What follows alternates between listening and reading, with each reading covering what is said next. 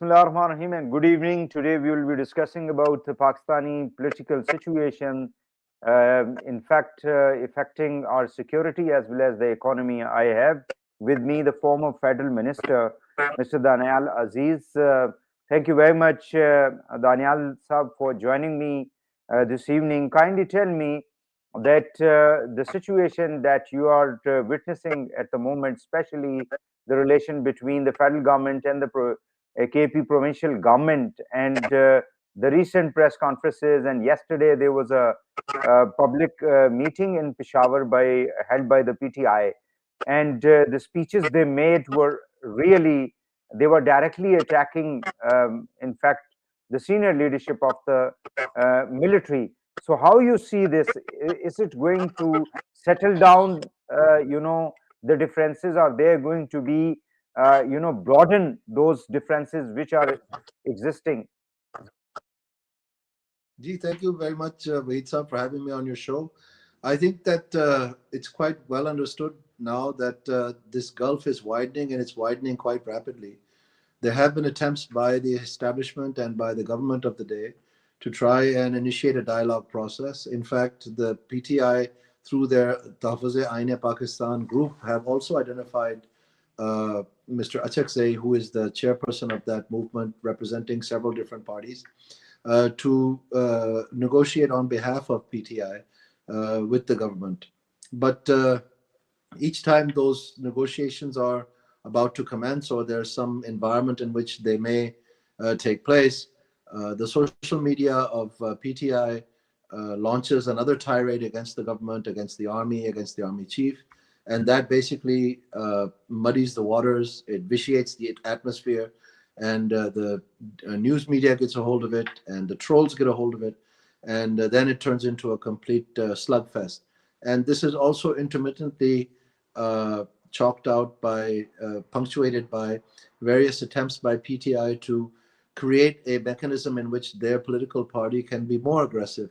So the most recent episode of bringing a young man named Mr. Afridi into the chief minister's slot was not because of his experience or because of his wisdom or because of his program. It was because he seemed to be more diehard than the previous chief minister, and he was willing to take more risks. So I think that's a definite signaling of where the PTI is. They want to aggravate the situation. They want to increase the temperature. And they've taken measures and steps to enable themselves to do that. And the Twitter handle of Imran Khan just recently was explained by his sisters that the social media should now relax, and they've paid enough in sacrifices, and the party has done enough, and please forgive us. But what we've seen instead is that that same social media, obviously with the sanction of Imran Khan, has become much more aggressive, even despite the sisters pleading that it should relax. So it's quite clear that this is a PTI push for trying to aggravate the situation. And ultimately what will happen is that the government will react in kind. None of this is good for Pakistan, of course, but the government is not able to find out any other way to basically mitigate the situation. So as long as the PTI keeps trying to find new and innovative ways to raise the temperature, the government will respond by new and innovative ways to try and control the situation. So this is not good for either side. Danyal Sab, can you tell me that in this fluid situation, do you think that it was advisable to the sisters of Imran Khan to go and speak to the Indian television and then directly, criticizing and attacking the military leadership? I think given that Pakistan and India, at least as far as India is concerned, are still at war, because they have not ended, according to their version, they have not ended the Operation Sindoor, they have only suspended it. So essentially, as far as India is concerned, we are still in a state of war. And just recently, the whole world has watched with holding their breath to hope that Pakistan and India don't escalate the exchange. And many countries have intervened to try and calm things down. So I think that in this environment, it's obviously a no-brainer that this was a very irresponsible thing to do, and may have created an environment wherein the victories that we had attained because of the prowess of the Air Force and the military during the recent exchange with India that this basically degrades that. It tries to remove sort of the benefit that Pakistan has gotten internationally, the recognition that Pakistan has gotten. So I think in that way, it's something that they should reconsider and not proceed with. Whether we accuse the PTI social media team sitting outside Pakistan, or their sisters, or the people who are inside Pakistan, their political leaders who are either in the parliament, upper house, lower house, or in the provincial assemblies,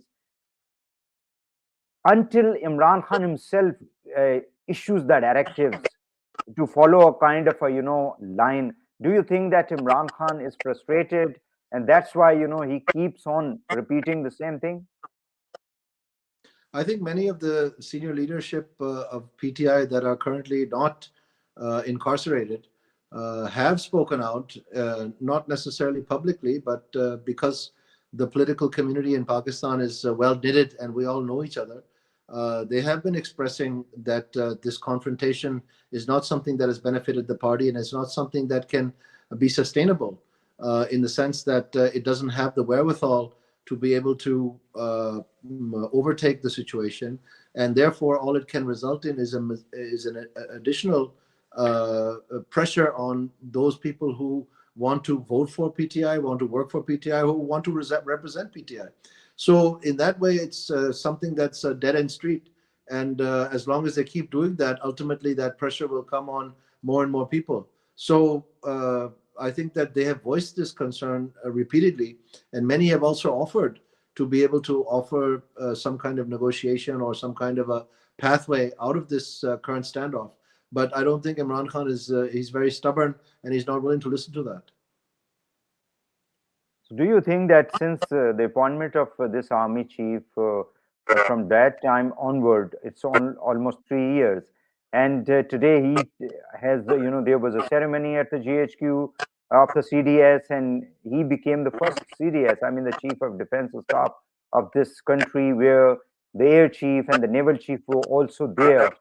So do you think that Imran Khan doesn't understand the entire structure and the situation of Pakistani politics, or he deliberately doing this to put pressure on the army?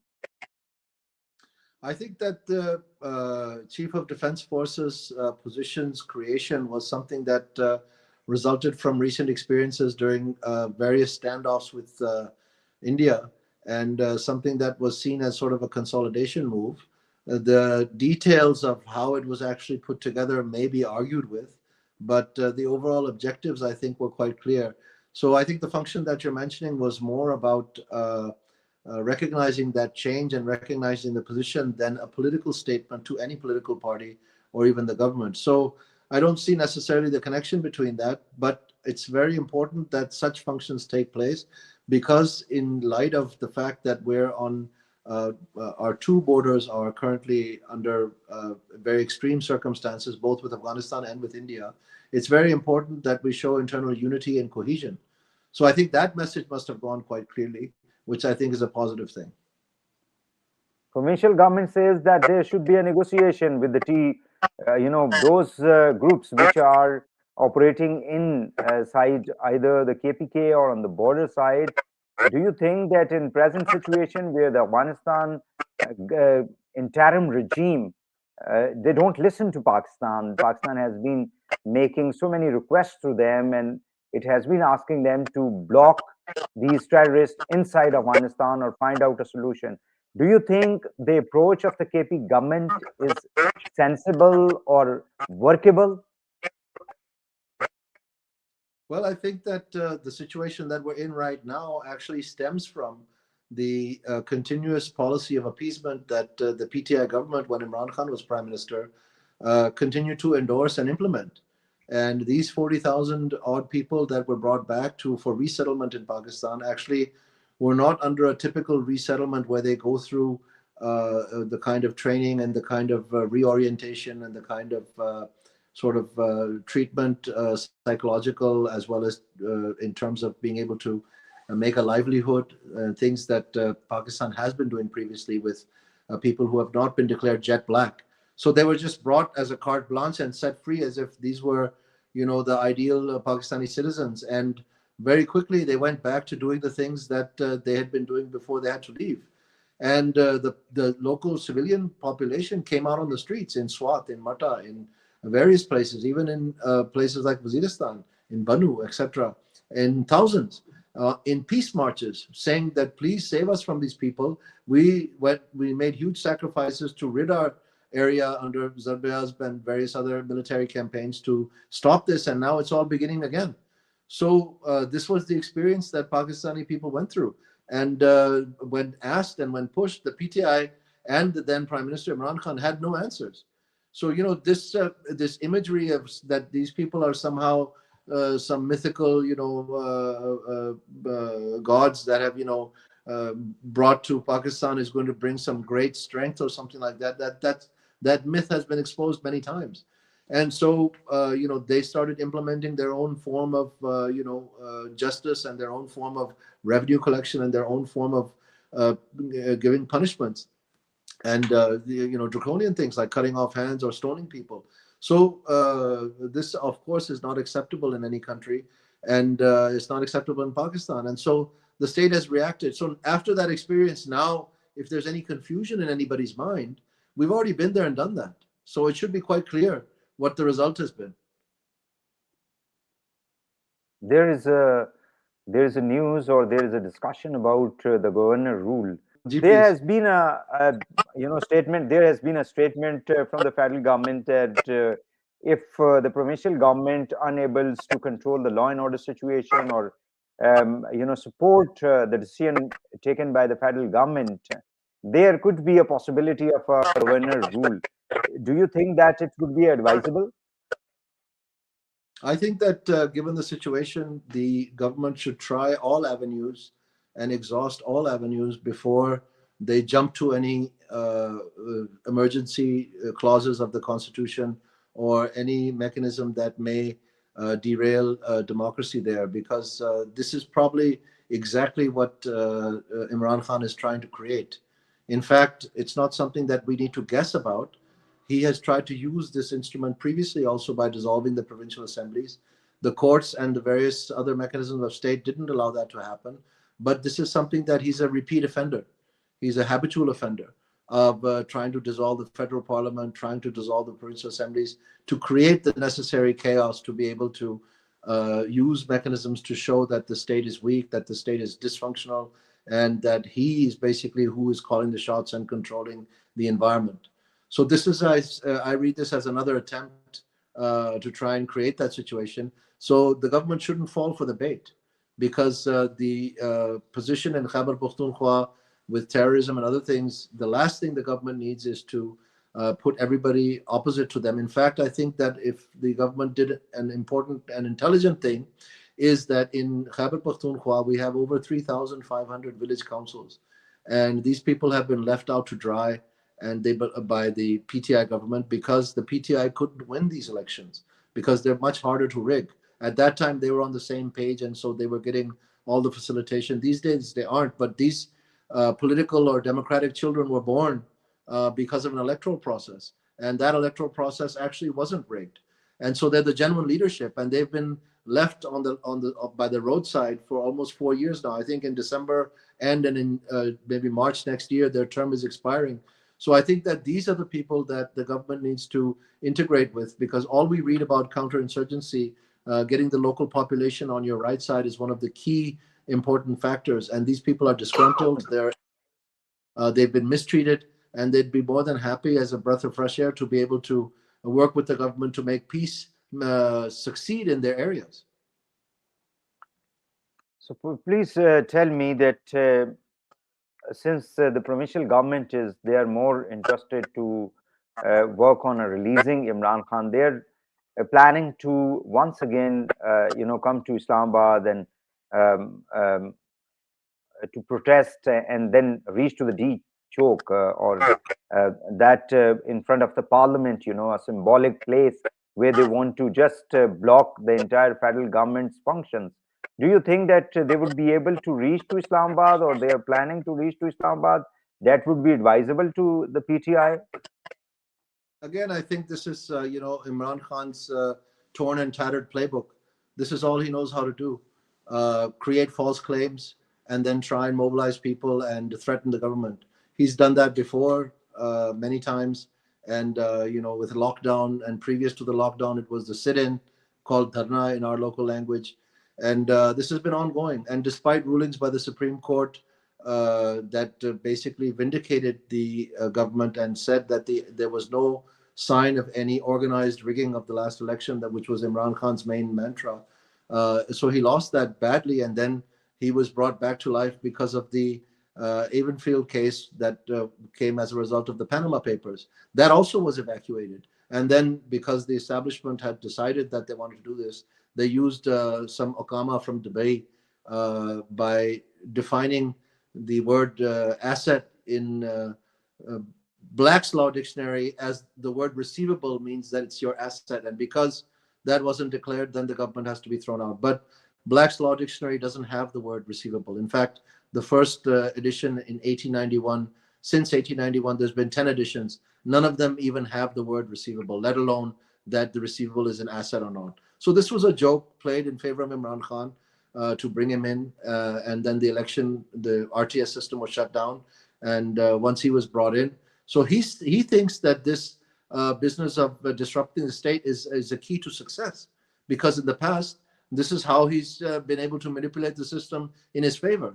And now he wants to respond accordingly. Maybe he thinks that there's elements within that could find a space to help him or something like that. I think that's foolish, because we've seen in very many past situations where there's been confrontations between the establishment and the Democratic side. Things haven't worked out that way. In fact, what you find is that the establishment seems to consolidate and close its ranks rather than become defected and start arguing with one another. So I think he'll realize that this is a dead end street also, as I've said before. But it's unfortunate that they're willing to go to any extent, given that Pakistan's already having problems on both its borders, as I've already explained. Okay, now tell me about the federal government's. Uh, we have seen that the prime minister and the army chief, they have been visiting so many countries, the countries that are very close to Pakistan, like China, like Saudi Arabia, like UAE, like Qatar. And then we have a very good relations with the American, the Western powers as well. Uh, why we could not, in fact, invite FDI, I mean, foreign direct investment into Pakistan, the way, the goodwill that we had with the international community at the moment. Well, I think that there's several reasons for that. One of the key reasons that now has come to the fore is that Pakistan wasn't able to come up with any international quality marketable plans. And it's not just this case that whether it was IT or whether it was agriculture or whether it was mining or whether it was, the areas, sorry, which have been identified by Pakistan as the sort of marketable areas that they want to bring in the foreign direct investment. And so they then hired consultants, I think McKinsey and another firm called Kearney, to actually develop those international quality plans that they could, that had proper value assessments. But I think one of the things that's missing from those and has caused some consternation between those international consultants and the government is that the government feels that those plans have not been up to the mark. And not only that, they have not been able to clearly identify the global risk or the regional strategic risk that companies that are willing to invest would have to factor in to their profitability and to their overall business plan. So I think those are some of the hurdles. So you see the goodwill being expressed again and again in numbers of MOUs, that the willingness is there, but the actual brass tacks of where the rubber hits the road and the things are actually going to get mobilized, that part never takes place, and that's happening repeatedly. So I think that the government needs to assess that according to what I'm trying to explain, and come back with some kind of marketable projects that have all these factors clearly. The boxes are ticked and the T's are crossed and the I's are dotted, and then perhaps somebody will be listening to them, and that goodwill can actually convert into something real on the ground. How you see the IMF recent report about the governance and the corruption in Pakistan? I think that it's not a very well documented report. I think that they've tried to create more of a sort of shock and awe approach to trying to get jolt the government into action. And some of the areas, I think the kinds of prescriptions that they've given are not really valuable for Pakistan because they won't do anything. And the other thing is that I think that it would have been a much better quality of work if Pakistan already has five approved plans which are currently in vogue in Pakistan. One is the Uran plan, one is the Prime Minister's Economic Transformation Plan, one is the World Bank 10-year plan, one is the 3-year IMF plan, one is the SIFC plan. So I can keep counting. And all of these plans are, in different directions using the same variables. So I think one of the things that if they wanted to improve governance, there's the famous saying that governments don't plan to fail, they fail to plan, is that they could have assisted government of Pakistan in creating a synergy and a congruence between those five plans so that at least Pakistan's various departments, provincial governments, federal government are on the same page in terms of the economy. Right now, that's not taking place. And so to try and come from the left field and introduce some draconian measures on anti-corruption or governance, we've seen this all before under the FATF, under the governance and development framework of the World Bank and IMF jointly previously. And these efforts have come to naught. We've had NAB for almost 25 years now. And where are the results? I mean, corruption, if anything, according to various indices that are active in Pakistan, has been increasing. How you see the Punjab government's performance? I think that the Punjab government performance hasn't really been judged. They had a 60-page advertorial in various newspapers, and they tried to create that advertorial in a mechanism that these were actually news stories which had been reproduced. And it was more of a photo album of the various colors of dress and the various handbags and eyeglasses, sunshades that the Chief Minister wears than a progress report or a performance report. Because in any performance report, you have to give the before situation and the statistics associated with that and the after situation. But that wasn't the case. They just had these, pictures from various functions that had taken place with nice banners in the background and, some people sitting in front. So if they think that that's performance, obviously that's a pathetic attempt at trying to fool the public. But what we do know is that the World Bank and now the State Bank governor and the head of the SIFC and many others, including regulatory organizations, are chiming in with the same voice and saying that Pakistan's growth model isn't working. So that doesn't disinclude the provinces. Of course, it includes them. So I think the provinces need to sit up and take notice that those functions which are attributed to them under the Constitution and the money that they get from the NFC award, rather than spending that on glass trains and, sprinkling flower water on the streets of Punjab for 38 crore rupees, they need to get out of the slumber and wake up and smell the coffee and start doing something for the people rather than, working on getting their pictures in the paper and putting ads on TV. What about Prime Minister Shahbaz Sharif?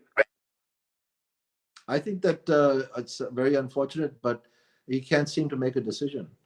He'll make a task force and then the task force report comes and then he'll make a task force on the task force report. And when the task force on the task force report comes, then he'll make a committee to review the task force on the task force report. And when the committee is done reviewing and they give their conclusion, then he'll make a working group. So he'll use any name in the book just to keep going, but he won't decide. And this is what's happened, how we've ended up with 5 plans, because there's sort of this scatterbrain approach. They can't focus on anything to come to a decision and how to make it work. I'll give you another example. If you look at one of the most critical, literally existential problems of Pakistan is theft in the electricity supply corporations. They're called discos in Pakistan. And, previously that was 2 years ago, it was 380 billion.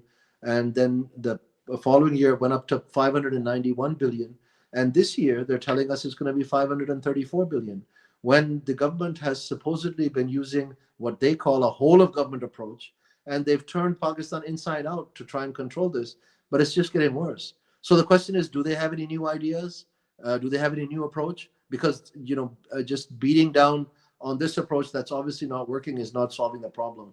And people and our industry and residences, we cannot pay these kinds of bills anymore and expect to be competitive either regionally or globally. So they have an economic impact as well. And other than just the local pain of the inflation that people are facing. So if this government has no solutions and their blue-eyed bureaucrats can't come up with anything, they should leave, because Pakistan Thank, can't survive with this. thank you very much, Danyal Aziz, a former federal minister and a senior politician. Thank you very much for joining this evening. Thank you. Thank you.